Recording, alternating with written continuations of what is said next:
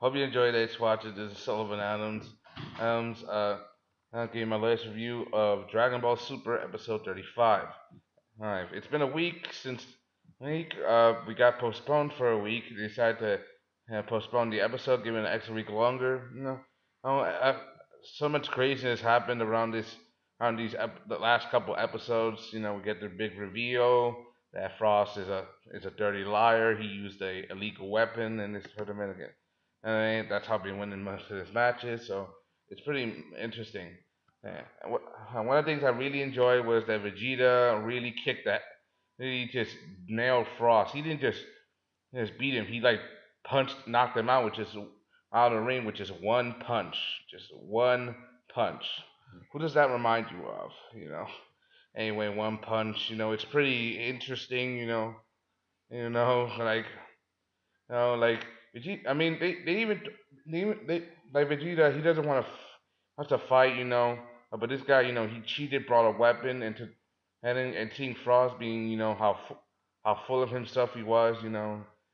Cheating during the tournament, but in the end, he's just another Frieza. Whether it's from this universe, the next universe, or some other place, like he's still a Frieza, a thief, a liar, a villain. Like you never know, huh?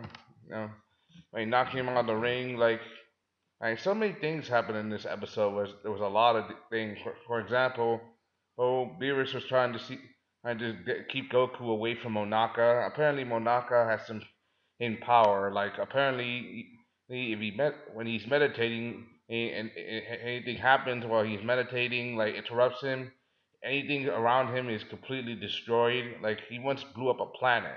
Even though we've heard so many great things about Monaka, even though he's supposed to be the strongest other than Beerus, like the strongest next to Beerus, like the second strongest, and we haven't seen him do nothing. He took a punch from Goku and he cried. He's still a little messed up.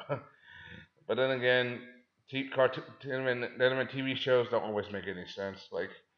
And we even get to see like some good moments. Like for example, I don't go after Frost lost, and he got his ass handed to him by Vegeta with just one punch.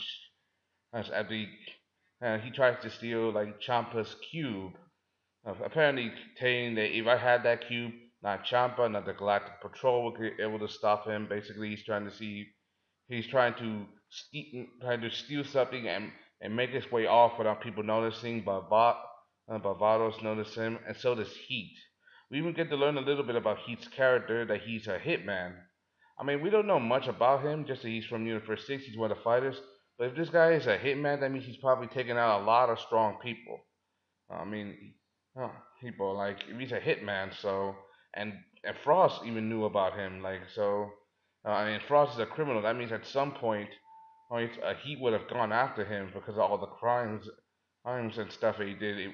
The truth would be revealed. So you know, and seeing how Frost got taken out by Heat, and he didn't even do nothing. He didn't even wave his hands or anything. He just used his energy. The dude was completely knocked out without even batting an eyelash. Like, and and he did, and he didn't even give him a good reason. Like I mean, like the only reason he did it because he didn't want to get his hands on the cube.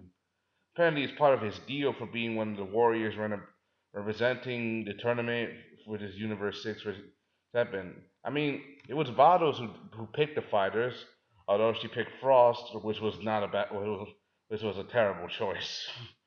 Alright, so it's pretty messed up. Then there's still a lot of unknown details. And I mean, so much in this episode. Like we get to see Beerus and Choppa arguing because Choppa decided to add a new rule, giving in a new barrier. So if anybody were to fall out of bounds or touch the barrier, they get automatically knocked, automatically kicked, automatically loses. It's like Fallout. He and Beerus had their rock paper scissors match. They just hit each other, and yeah, they're both gods of destruction, and they're both idiots. And even though they're gods of destruction, they don't they have a couple of screw looses. I like the comedy in this episode, especially with the Goku and Monaka stuff. Uh, I liked how Beerus, freaked out, keeping Goku from messing with Monaka in any way. If Monaka's that strong, then at least show him his true power. Like I know, I know they're just trying to weed it out, trying to make him seem this strong by making him do all this stuff last. It's pretty interesting, but you know, and they're showing us stuff that's not even been written down in the books in the manga yet. Anyway, we get to see the next fight. I didn't say this. Is Beerus had found a wound on Goku's hand that Frost delivered earlier with his illegal weapon, so Goku's back in the tournament, so he gets to fight again after Vegeta. So that's good. We get to see Goku fight once again, but this time don't take your opponent too lightly. Anyway, we get to see that Vegeta's next opponent is going to be Magetta, the robot man. Apparently he's from a race of beings called Metal Men, and they don't just exist in Universe 6. They also said exist in Universe 7, according to the Supreme Kai of Universe 6. But he's something that they never seen before, so we have no idea what his abilities are. I mean, and Dragon Ball has shown have a bad habit of showing big, pudgy, and weak, funny-looking characters, but yet they get to be so badass, and you get to overlook how ridiculous they look. And it's a pretty interesting fight. I mean, hey, even though he tries to deliver a few blows to Vegeta, Vegeta easily outnumbers him, but he outmaneuvers him and even gives a few shots in. Trying to give him a few hits, but Vegeta he takes Magetta he takes the hits. I mean, he's a cyborg.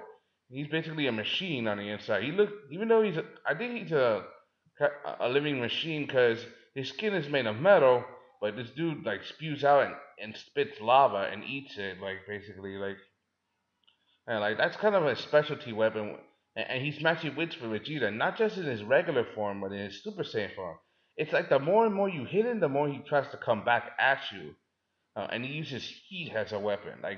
I think it's from the heat from the magma that he stores inside himself. It's kind of like a furnace engine. In fact, the first thing he did when he was coming to the ring, he drank a cup full of magma.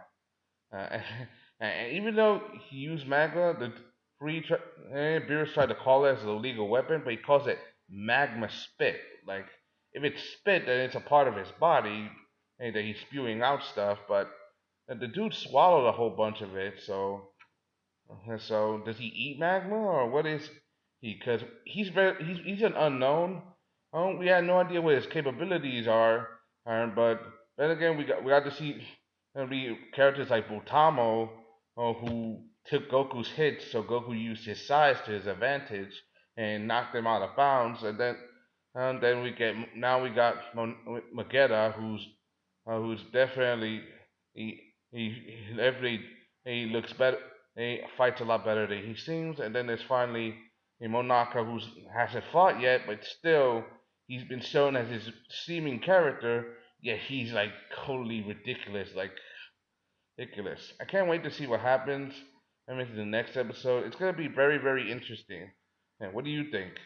Anyway, that's all I gotta say. Hope you enjoyed. Thanks for watching. I thank you. This is Sullivan Adams giving my latest review about Super episode 35. I hope you enjoyed. Thanks for watching. Comment, subscribe. Thank you. I'm out. Bye.